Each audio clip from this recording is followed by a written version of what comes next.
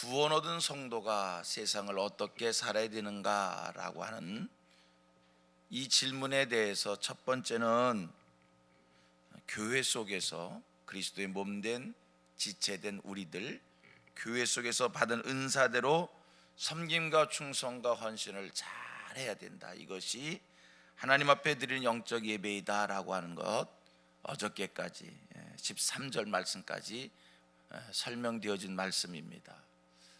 하나님의 은혜로 구원받은 성도가 두 번째 세상을 어떻게 살아야 되는가, 오늘 본문은 이제 대인관계에 대한 말씀입니다.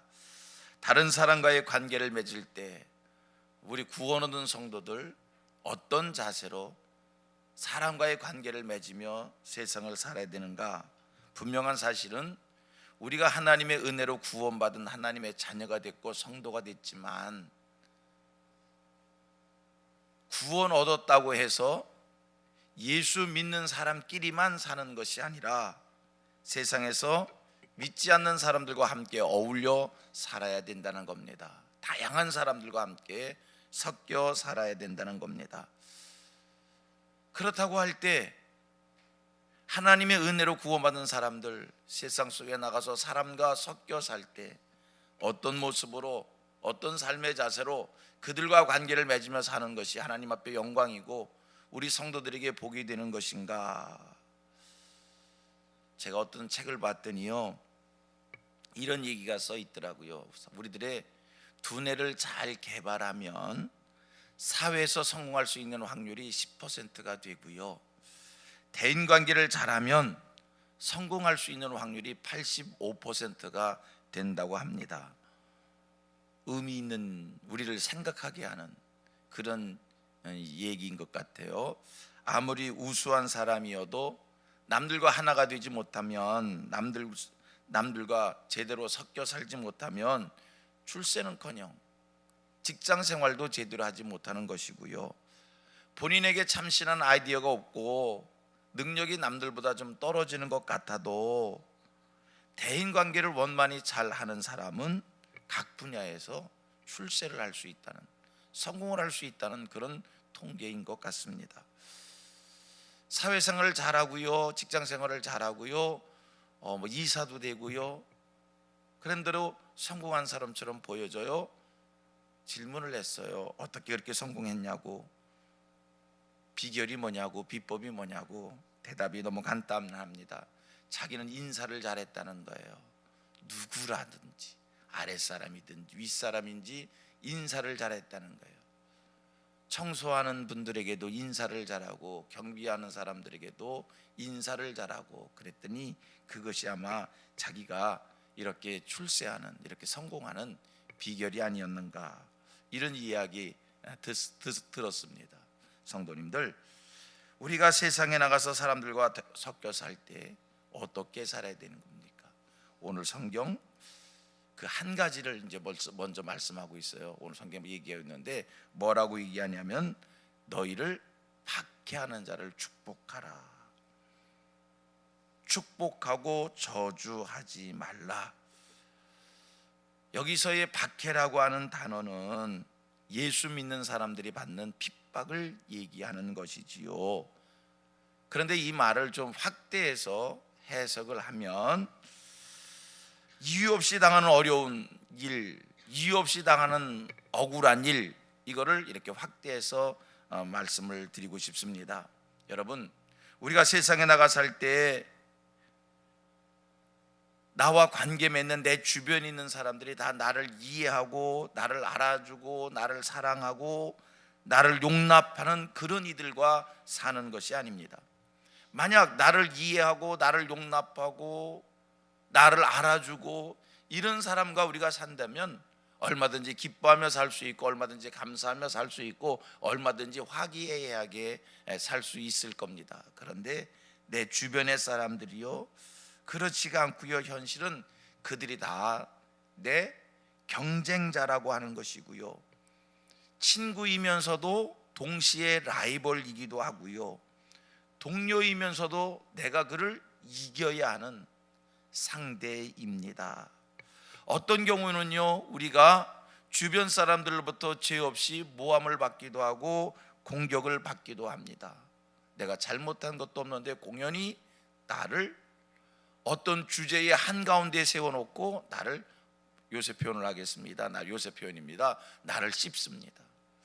여러분, 이런 사람들과 섞여 살 때 우리 어떻게 살아야 됩니까? 성경은 얘기합니다. 그들을 축복하라는 겁니다. 그런 이들을 저주하지 말고 뭐라고 얘기해요? 나를 박해하는 자를, 나를 핍박하는 자를, 나를 공격하는 자를, 나를 시비하는 자를, 나를 어렵게 하는 자를, 나를 이용해 먹는 자를, 나를 넘어뜨리는 자를, 나를 원수시 여기는 자를 어떻게 하라고요? 축복하라는 겁니다. 저주해도 시원찮은데 그들을 축복하라고 성경은 말씀합니다. 요즘에 현실에 맞지 않는 것 같습니다. 어떻게 그럴 수가? 그래도 성도님들, 우리는 성경대로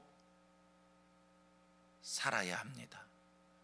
오늘의 현실에 맞지 않은 것 같아도 우리는 성경대로 살아야 합니다. 우리 성민의 모든 권속들이 성경대로 살고 성경 말씀대로 복을 받아서 하나님의 영광을 드높이고 또 간증거리 만들 수 있게 되기를 축복합니다. 왜 이렇게 쉽지 않은 것을 하나님이 우리에게 지키라고 했을까? 몰라서일까요? 아니에요. 그래도 하나님이 이것을 우리에게 지키라고 하는 것은 우리 같이 고백합니다. 나는 살아계신 하나님을 믿습니다. 아멘입니다. 아멘입니다. 또 한 번 고백합니다. 나는 복 주시는 하나님을 믿습니다. 이렇게 지키기 힘든 것을 우리에게 지키라고 한 것은 그 하나님, 우리를 몰라서가 아니라 우리에게 더 좋은 것을 주시기 위해서, 복 주시길 원하신 하나님이 우리에게 복을 주시라고, 복을 주시려고 이런 말씀을 우리에게 주신 줄 믿습니다. 성경은 이렇게 얘기합니다. 하늘의 하나님 앞에 구하면 구하는 것보다 더 좋은 것을 주신다는 거예요. 땅의 아버지도 떡을 달라 할 때 돌을 주는 사람 없고, 땅의 아버지도 생선을 달라고 할 때 뱀을 주는 사람 없는데, 하물며 하늘에 계신 너희 아버지께서 구하는 자에게 더 좋은 것을 주시지 않겠느냐.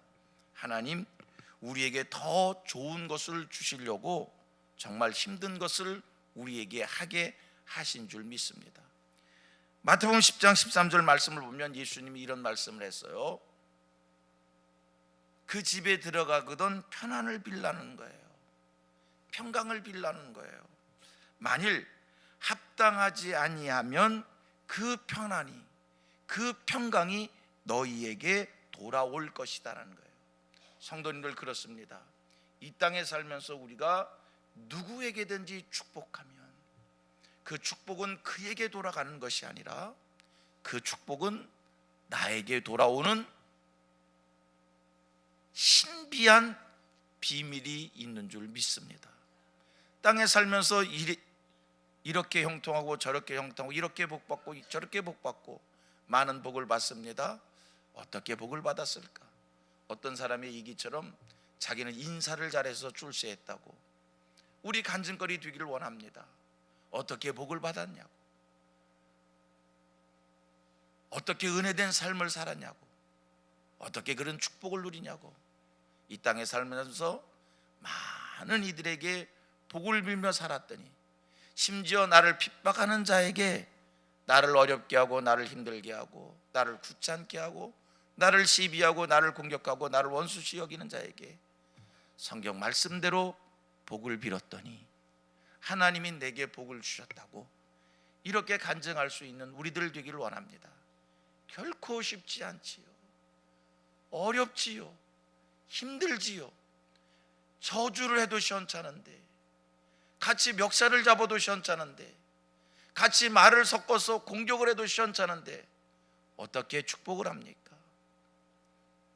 그래도 하나님의 말씀을 이루기를 원하는 마음으로 하나님 앞에 기도하면서 하나님 앞에 자기를 다스리면서 성경 말씀대로 복을 빌 수 있는 우리들 되기를 원합니다. 제가 여러분들에게 사도행전에 나오는 스데반의 인물을 소개해드리고 싶습니다. 스데반이 누구입니까? 핍박받은 자의 대표적 인물이라고 말씀을 드릴 수 있습니다. 그는요, 오직 예수를 믿는다는 이유 하나 때문에 돌에 맞아 죽습니다. 수많은 사람들이 성난 얼굴로 흥분을 해서 소리를 지릅니다. 손가락질을 합니다. 그것으로 끝나지 않습니다. 자기를 향해서 돌을 던집니다. 여러분, 얼마나 공포스러운 자리였을까? 얼마나 두려운 자리였을까? 돌이 날라옵니다. 돌을 맞습니다. 얼마나 아팠을까? 돌에 맞아 피투성이 되어 죽어가는 현장입니다.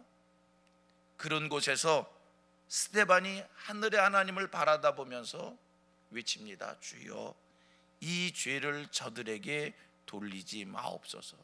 그야말로 오늘 성경에 기록된 말씀을 지킨 사람입니다. 자기를 박해하는 자들에게 저주를 한 것이 아니라 그들을 축복합니다. 여러분, 하나님이 오늘 우리에게 자기를 박해하는 자들을 저주하지 말고 축복을 하라, 이 은혜를 주시려고, 이 축복을 주시려고 스데반 성경 말씀을 지켰습니다. 성경 말씀대로 살았습니다. 돌에 맞으면서도 그들을 향해서 축복했습니다. 어떤 영광스러움이 펼쳐집니까? 하늘문이 열립니다. 하늘의 광채가 그를 휘감습니다. 성령 충만한 은혜를 힘입습니다. 여러분, 오늘 하나님이 우리의 삶 가운데 하늘문을 열어주시고 오늘 우리에게 하늘의 빛을 비춰주시고 오늘 우리에게 성령으로 충만케 해주시려고, 이 은혜의 복을 주시려고, 인간으로서는 지키기 힘든, 인간으로서는 감당하기 어려운 그 말씀을 우리에게 주시면서 너를 박해하는 자를 저주하지 말고 핍박하라, 이런 말씀 주신 줄 믿습니다. 성도님들, 지키기 힘든 말씀이에요. 어려운 말씀이에요. 힘든 말씀이에요. 그래도 살아계신 하나님을 믿는 마음으로, 내게 복 주시는 하나님을 믿는 마음으로 그 말씀을 이룰 수 있는 우리들 되기를 원합니다.